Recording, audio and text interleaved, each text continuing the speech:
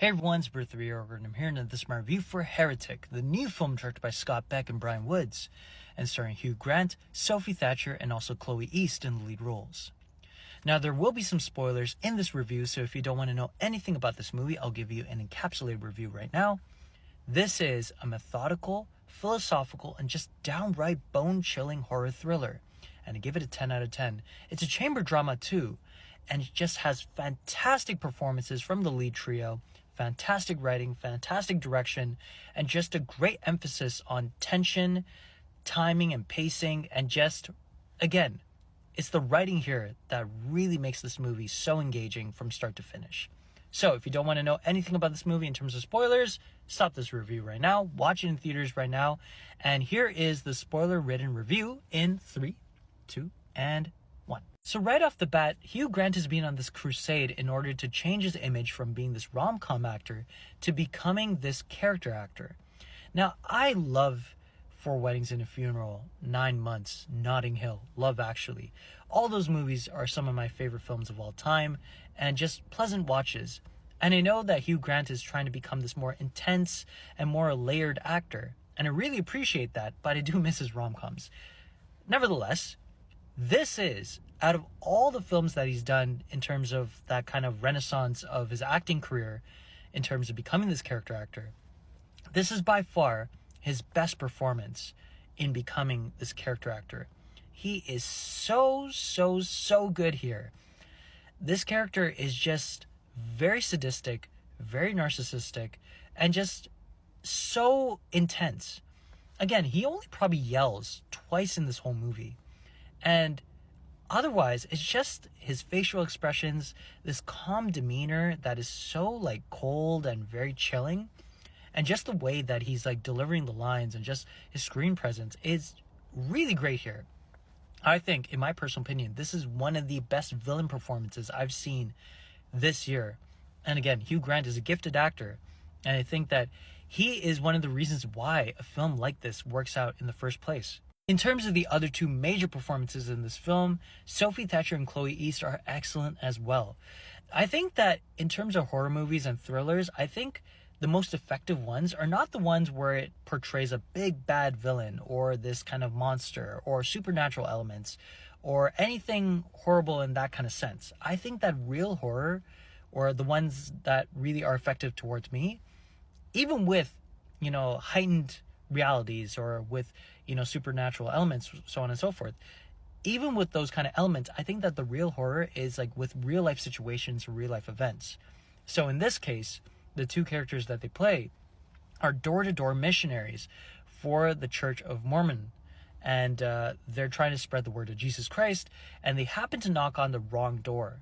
And they get into this really deeply unsettling situation, and it's slowly unfolding. And I think what's perfect about this movie is that both of them, including Hugh Grant as well, they're kind of revealing themselves as the story unfolds. You don't really know much about them in the beginning. Yes, there are hints of what their characters might be, but as the film is unfolding, as the story is going on and on and on, you see slight changes to their characters happening. There's facial expressions that are shown. Sophie Thatcher and Chloe East do an excellent job of not kind of covering their mouth and screaming and, showing anguish through their eyes by expanding them. No, what they're doing is they're really slowly changing into a character that would be in that kind of situation. There's some facial twitches that Sophie Thatcher has when Hugh Grant's kind of demeaning them in terms of what he thinks about religion. And I thought that was really well done. Chloe East is going from this character where she's kind of trying to appease Hugh Grant's character, but by the end of the film, she's kind of transformed into this person that is kind of being damaged by this whole experience. I think she's done an incredible job here too.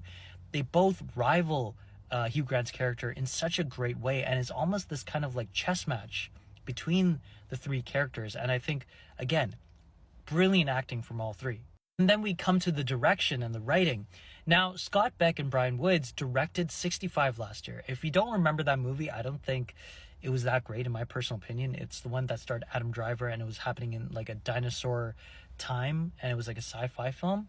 I wasn't a big fan of it, but I can't believe that those were the same directors that directed that. because Heretic is such an interesting movie. Again, there is some really interesting dialogue here.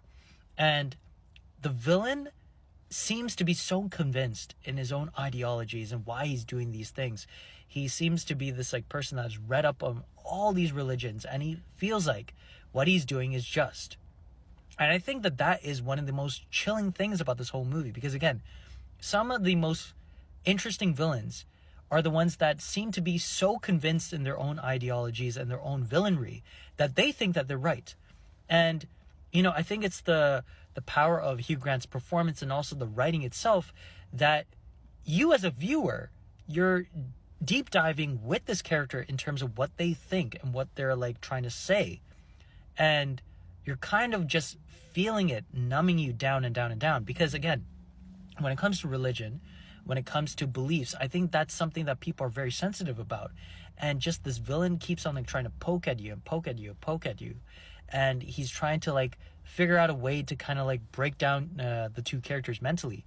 I thought that that was really well done. And again, it's just incredible writing, because again, this villain could have been just like a very, how do you say, like over the top caricature kind of villain. But here, it's very methodical. It's very, almost like a science experiment for him.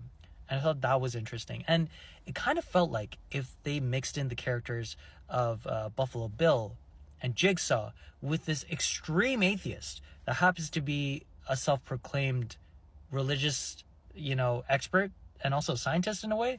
Again, great writing, and also the direction too. It's very atmospheric. This film is happening within this house for pretty much 90% of the movie. And just, again, the way that they bring in tension, the way that they put the pace on this movie is just very steady. There's nothing forced. It's all about what's in your mind and what you're thinking about as this character is going and telling all these things to these two other characters and what they're going through in terms of their anguish and having to battle their internal beliefs and disbeliefs. I thought that the way that they directed this movie was not pushing it to this extent where it's like trying to be very anxiety inducing by like making the pace very fast.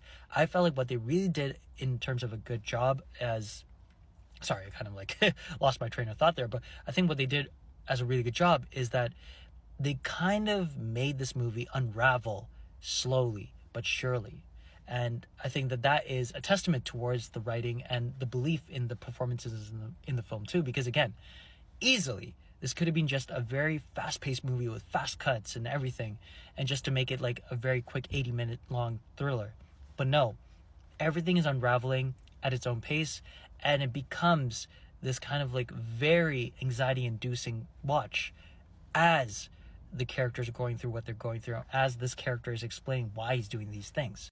And again, we don't really know as to why Hugh Grant even wanted to do these things in the first place. And I think that's one of the most bone-chilling things about this movie. Because when a character, such as like Heath Ledger's Joker in The Dark Knight, when they are giving you mixed signals as to why they're doing whatever they're doing, I think that's very chilling and very intense.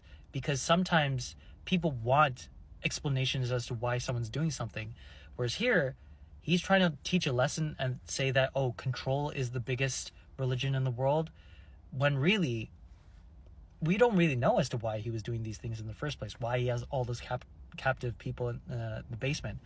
Is he trying to be God? Is he trying to make a statement saying that, if there was a God, why aren't they saving these people? It makes you think after leaving the cinema. And again, really well done. Again, and another mark about how great a movie could be, I did not realize that Topher Grace was the fourth biggest character in this whole movie. I kept looking at that father character as he was like, mopping the floor and, going door to door. I did not realize that was Topher Grace. That is a mark of a film which makes you believe that these actors are these characters. Because again, Topher Grace is very distinct. You can tell it's him right away. But the fact that, he just blended in with the story, and by the end of the film, when I saw his name on the credits, I was like, wow, that's him? But yeah, really good mark of a film where just the actors are just blending in into the character, making you believe that they are those characters. But yeah, fantastic film. There's so much to talk about this movie, and I only have a 10-minute limit. But yeah, go watch it whenever you can. It is so fantastic. One of my favorites of this year. 10 out of 10.